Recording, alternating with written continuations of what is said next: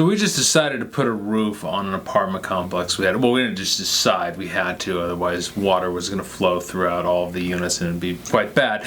And the roofer was like, okay, I mean, here's my bid, but you should probably get back to me, by the end of the week, otherwise the price is going to go up like 15%, because lumber is just skyrocketing right now, as everyone has probably noticed. It's up 232% since before the pandemic started. It's not much. Yeah, it's something. It's sort of between like everything else, Dogecoin, and then lumber, right in that little sweet spot. And we're here to tell you why it's going up, and also whether it will continue to go up, or at least estimate or guess about that, and then delete this video if we get it wrong. And then we're also going to tell you the best thing about lumber going up, which is how hilarious all the memes are, because it is ridiculous what's happening right now. Yes, it is.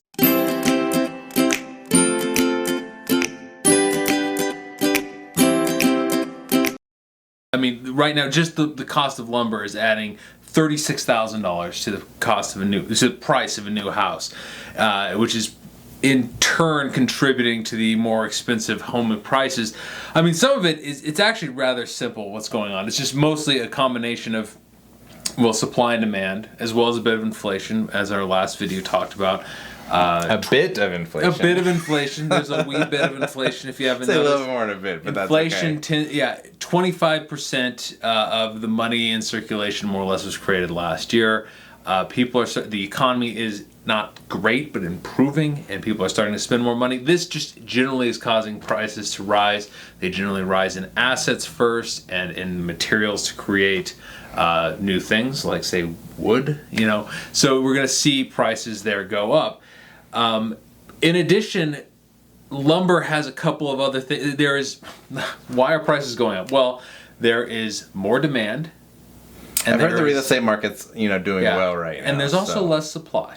And that supply and demand is undefeated, and when you have those two things working against each other, with the dollar falling, it's going to create insanity. So, housing starts when a house is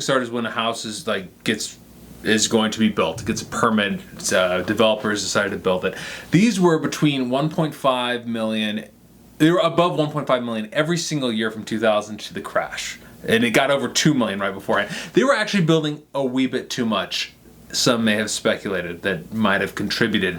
Anyways, it didn't get back to 1 million until 2014. So you had like a 7-year gap there.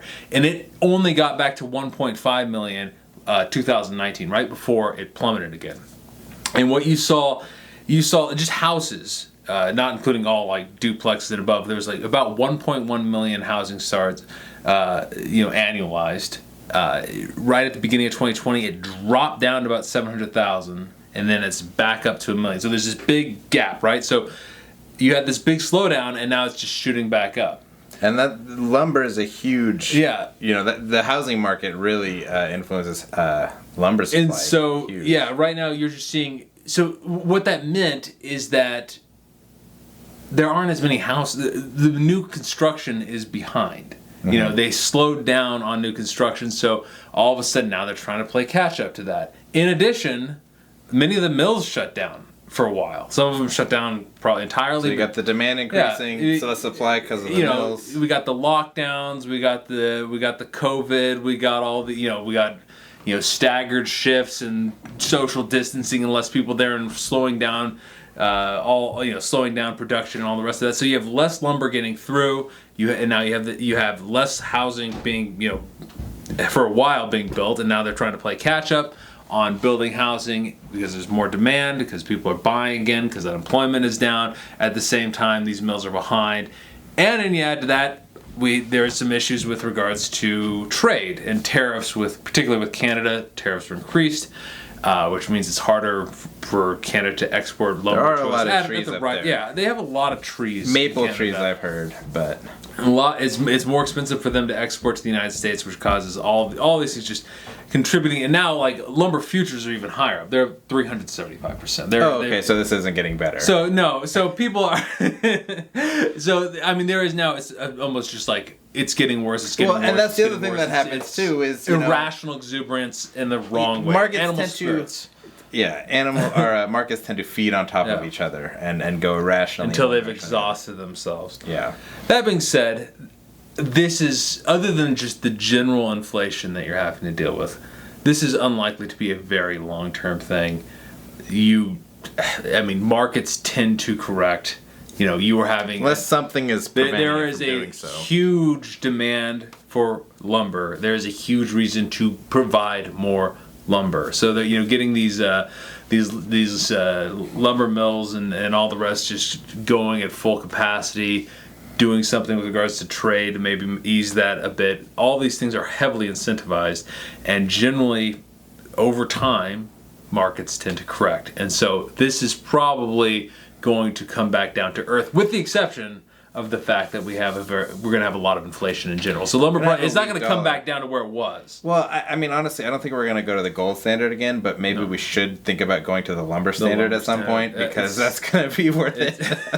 It would lead to endless deflation. It's too expensive. You can't back currency with something that valuable. So, what to think about this now? Your costs of construction and development are going to be much higher. We are a little bit thankful that we are mostly doing renovations and also just turnovers, which aren't lumber intensive. There's not a lot of, you don't need an OSB board and a bunch of 2x4s and all the rest. We need some. Yeah, we need some, and it hurts. It hurt. This roof, which we need a new OSB board for, was. Yeah, I have heard that some of that stuff has gone up because glue prices have also shot up, but I didn't do any research on that, so I might be totally wrong. What hasn't shot up? Well, or what has shot down is the other question, but that's a previous video. One thing, yes. But this is something you need to take into account, especially if you're going to be going into development or very large scale rehabs. If you're going to be doing a lot of lumber intensive, we'll say lumber intensive work now, you need to add a significant amount to your budgets. Budgets you like to think of, just kind of the same as what you did last year. This year, you add in another 10-15%, especially depending on how much work you're doing. Like, if you're going all the way from I was going to say from studs, but that would be even less than studs. If you're building from the ground up, you really need to add a significant amount. $36,000. But don't just add a bigger percentage. Make sure, this market is hard to do, try to make sure you're getting a better margin too, because your uncertainty is higher. Because these prices, if you're having a project that's going to take weeks or months or something like that, or you're planning it out for so long in the future, you have to build uncertainty, because most people, at least at our level, aren't buying futures and locking in their price. So, you got to be careful with that of you can't price things on lumber prices today. And I would say in the same thing, lighter rehabs are better. You get these bigger rehabs. True, you're more kind of in an uncertain market. We're not sure how long. We're not sure whether it will dip some, whether lumber prices and other things will continue to increase, causing your rehab budget to get nuked. But so smaller rehabs are preferable right now over large gut jobs. I think that's generally the case, particularly for new investors, but it's particularly now with the market uncertainty and the lumber cost, which I think will come down, but probably that's more of a 2022 thing. And it'll more just come down in relation to everything else. Think about this number. You said this number a couple times, but briefly, every house, new construction went up $35,000 on average. 36,000. So how many houses have we bought for under $36,000 in our careers? That was some time ago, but yeah. I know, but entire houses were purchased for that 5-10 years ago, and now that much is added on top of the construction costs, just not because the labor costs went up, not because of copper prices went up, just because it costs more to grow a tree and cut it down and process it into 2x4s and plywood and other things. That's a lot. But you should be investing in something else. You should be investing in lumber memes, because those are also on the rise significantly. Can you invest in a meme? They're free, aren't they? Basically, Dogecoin is investing in the meme economy in a sense. And that's up even more than lumber.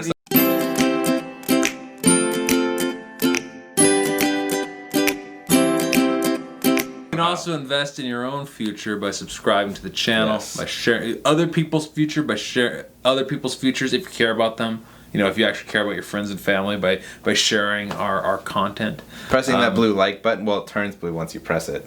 Yeah, that's given. We need to get our That's investing subscriber in number something, too. above the cost of lumber, which I don't think will ever Not even happen. comparable. But anyways, do those things and then join us next time. Thank you.